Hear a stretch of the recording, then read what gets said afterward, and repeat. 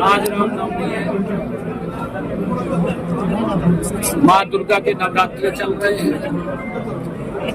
मैं प्रदेशवासियों को रामनवमी की बहुत बहुत बधाई और शुभकामनाएं देता हूँ। ये हमारे माँ दुर्गा के नवरात्रे पर्व हैं और हमारी संस्कृति के साथ जुड़े हुए पर्व हैं। भगवान श्री राम के चरणों में मैं प्रार्थना करता हूँ कि हमारा हरियाणा प्रदेश विकास की नई ऊंचाइयों को, बुलंदियों को छुए। ऐसी भगवान श्री राम से प्रार्थना करता हूँ और हमारे हरियाणा प्रदेश के 2,80,00,000 लोग स्वस्थ और मजबूत रहें, ऐसी कामना करता हूँ।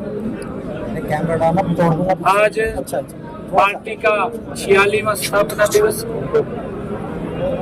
मैं पार्टी के स्थापना दिवस पर हरियाणा प्रदेश के कोटि-कोटि कार्यकर्ता को बहुत बहुत बधाई और शुभकामनाएं देता हूं।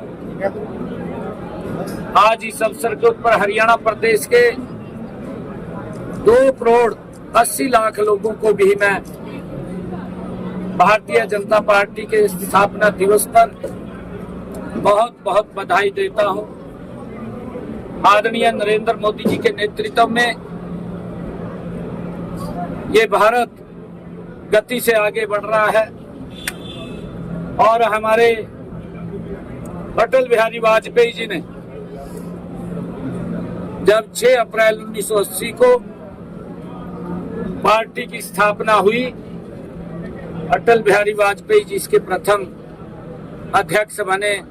जनसंघ के बाद जब भारतीय जनता पार्टी के रूप में पार्टी का गठन हुआ, अटल बिहारी वाजपेयी जी प्रथम अध्यक्ष बने और उन्होंने जो संघर्ष किया, कोटि-कोटि कार्यकर्ताओं की जो तपस्या थी, आज उसका परिणाम है कि भारतीय जनता पार्टी एक वट के वृक्ष के रूप में देश के लोगों को छांव देने का काम कर रही है।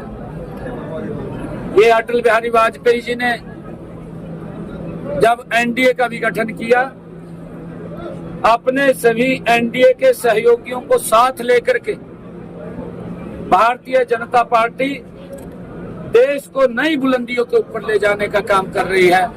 आदरणीय नरेंद्र मोदी जी के नेतृत्व में आज पंचकुला में पार्टी के स्थापना दिवस के अवसर पर हमने यहाँ पर जो हमारा अटल मार्ग है, अटल मार्ग और उसके साथ ही अटल पार्क, जिसमें अटल बिहारी वाजपेयी जी की समृद्धियों जो यहाँ पर देखने के लिए आएंगे, उनको उनके जीवन के बारे में उन्होंने जो जो संघर्ष किए हैं वो यहाँ पर देखने को और उसको जानने को मौका मिलेगा। अटल जी की बड़ी प्रतिमा यहाँ पर लगेगी, उसका शिलान्यास हुआ है। अटल पार्क और प्रतिमा और भारतीय जनता पार्टी कार्यालय पंचकमल के बीच में अटल चौक, उसका भी शिलान्यास हुआ है। आज मुझे गर्व है कि आज अटल सभागार का भी उद्घाटन हुआ है। मैं इन सब की पार्टी के तमाम कार्यकर्ताओं को बहुत बहुत बधाई देता हूँ, शुभकामनाएं। सीएम साहब, पार्टी के स्थापना दिवस के अगले सप्ताह में ही जो वो देश के प्रधानमंत्री आ रहे हैं सर, हरियाणा को 2 बड़ी सौगात देने के लिए यमुनानगर और हिसार एयरपोर्ट पर पहुंच रहे हैं सर। लेकिन इस बीच सर विपक्ष के सांसद जयप्रकाश ने ये बात कही थी कि हिसार एयरपोर्ट से कोई फ्लाइट नहीं उड़ेगी, लेकिन अब अयोध्या की फ्लाइट, पहली फ्लाइट जो है वो उसका हरी झंडी दिखाने के लिए पीएम साहब आ रहे हैं सर। क्या कहेंगे विपक्ष ने जो कहा था उस पर और ये पीएम का जो कार्यक्रम है? कल हिसार में भी प्रेस के बंधुओं ने इस बात को पूछा था जी। मैंने जयप्रकाश जी को आमंत्रित किया है। वो आवेश में आ जाते हैं, क्योंकि आवेश में इसलिए आ जाते हैं, मोदी जी तो काम कर रहे हैं, देश को आगे बढ़ा रहे हैं, परंतु कांग्रेस में ऐसा नहीं प्रचलन था। उनको तो ऐसा लगता है कि झूठ बोलते जैसे मैं झूठ बोलता था। मैंने जयप्रकाश जी को आमंत्रित किया है कि वो मंच पर आए और फ्लाइट भी देखें, फ्लाइट में वो भगवान श्री राम के दर्शन करने भी जाएं। हम उनको आमंत्रित करते हैं क्योंकि वहाँ के सांसद हैं, उनका दायित्व भी बढ़ता है, उनको आना चाहिए, वो आए। निमंत्रण तो सरकार की तरफ से जाता ही है सभी के पास, चाहे पक्ष का है चाहे विपक्ष का है। ये हमारे यहाँ तो इस प्रकार की प्रथा नहीं है। हमारे यहाँ तो जो सांसद है उसको बुलाते हैं और निमंत्रणों से जरूर जाएगा, उनको आना चाहिए। रोहतक कार्यालय में शिफ्ट हुआ सर, क्या वजह है? नहीं, देखिए, क्योंकि सरकार और लोगों के काम चंडीगढ़ से होते हैं।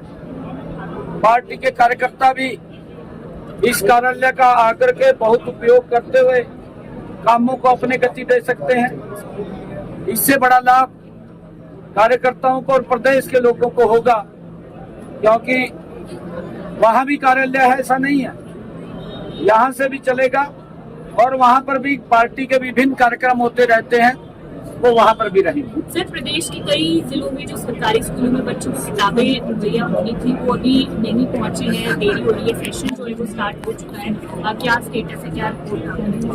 नहीं, देखिए, उसका टेंडर हो गया था, वो टेंडर से सारी प्रक्रिया आती है। टेंडर हो गया था, जल्दी ही वो बुक्स आ जाएंगी और बच्चों तक वो पहुंचेंगी। हमने इस बात को भी सुनिश्चित किया है कि जो प्राइवेट स्कूल्स के अंदर बच्चे वहाँ किताबें वो लेते हैं, किसी के साथ भी वो अन्याय ना हो, किसी को भी किताबों की आड़ के अंदर उनका शोषण ना हो, उसका भी ध्यान रखा जाए। सीएम साहब आज जो है वो रणदीप सुरजेवाला ट्वीट कर रहे हैं, कांग्रेस के कई नेता ट्वीट कर रहे हैं कि नायब सिंह सैनी मुख्यमंत्री ने गारंटी दी थी हरियाणा के युवाओं को रोजगार की, लेकिन अब HKRN से टीचर्स को अलग अलग सिंचाई विभाग में अलग अलग जगह पर जो हटाए जा रहे हैं, नोटिस दिए जा रहे हैं, हटा भी दिए सर कई कर्मचारी HKRN से। इसकी वजह क्या है सर? आपने बात की विभाग से, कोई समीक्षा की सर? ऐसा नहीं है। रणदीप सुरजेवाला कल भी मैं देख रहा था, वो ट्वीट पे ट्वीट करी जा रहे हैं जी। हमने ये कहा था, वो कल एक वीडियो भी मेरी दिखा रहा था जी, कहा जी पत्थर पे लकीर है। भाई, पत्थर पे लकीर आज भी है जी, आज भी पत्थर पे लकीर है। एक भी बच्चा कोई जिसको हमने सुरक्षित किया है 1,20,000 जिनका कार्यकाल 5 साल पूरा हो गया था, ऐसे युवाओं को हमने सुरक्षित किया है, किसी को भी नहीं हटाया जा रहा।